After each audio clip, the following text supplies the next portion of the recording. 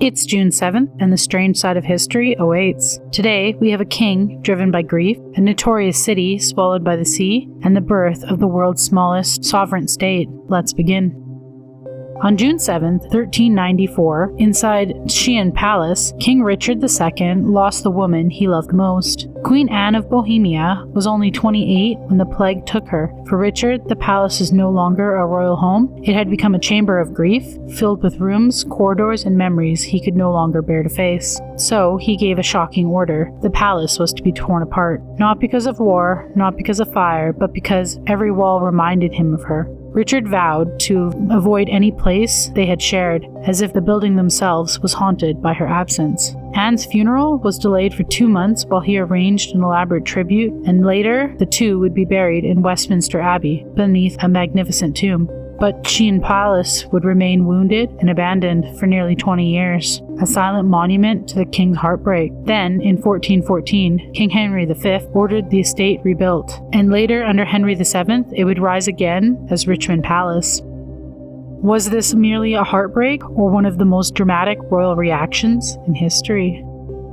On June 7, 1692, the city of Port Royal was alive with noise. Taverns were crowded, ships filled the harbor, gold stolen from Spanish fleets moved through the streets of what many called the wickedest city on earth. Then, at 11:43 in the morning, the ground began to move. At first, a violent shake. Then, the sand beneath the city turned unstable. Streets split open, buildings cracked, and entire sections of Port Royal began to sink. The people ran, but there was nowhere safe to stand. The city had been built on a narrow strip of sand, and in the movements, that sand became a trap. Homes, warehouses, roads, and people were swallowed into the earth as the sea rushed beneath them. A tsunami battered what was left, dragging broken pieces of the pirate city into Kingston Harbor. By the time it was over, thousands were dead, and 2/3 of Port Royal had vanished beneath the Caribbean. But the city did not disappear completely. Under the water, the streets remained.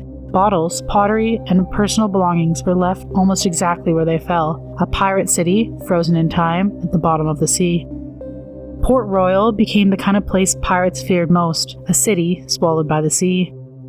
On June 7, 1929, a new country appeared inside the walls of Rome. It was not born from a battle, and it did not rise from a revolution. It was created with signatures, a sealed agreement, and decades of unresolved tension. For years, the Catholic Church and the Italian state had been locked in a quiet conflict known as the Roman Question. The Pope had lost the Papal States, and for decades the Vatican stood like a trapped kingdom inside a larger nation. So, the Lantern Treaty came. Signed earlier that year by Benito Mussolini's government and the representatives of Pope Pius XI, the agreement finally took effect on June 7th. Within it, the Vatican City became an independent sovereign state, only 109 acres hidden within Rome, but powerful enough to command the attention of the world. The treaty gave the Pope full sovereignty, financial compensation for lost territory, and a new relationship between church and state.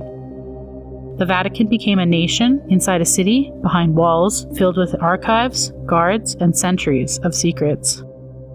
Another day, another strange bite from history. Like, comment, and subscribe. Your next eerie dose is just a day away.